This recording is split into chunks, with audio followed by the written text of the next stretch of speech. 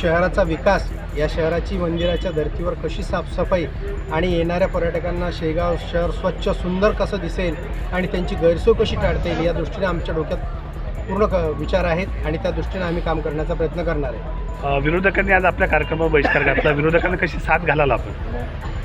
शेगाव शहराच्या विकासासाठी जो जनादेश त्यांना मिळालेला आहे, मला मिळालेला आहे, त्या जनादेशाच्या आधारे त्यांना मी साथ घालेल आणि त्यांचं पूर्ण सहकार्य राहील असा विश्वास आहे.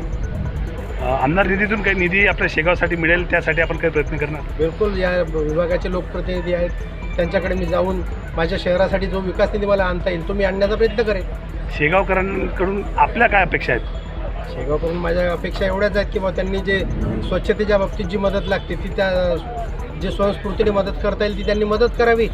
उर्वरित काम नगरपालिका करणारच आहे. बराचसा 4 वर्षाचा काळ गेलेला आहे, त्यामुळे बरेच कर्मचारी अधिकारी हे सुस्त झालेले आहेत. याच्यावर तुम्ही कसं हे कराल?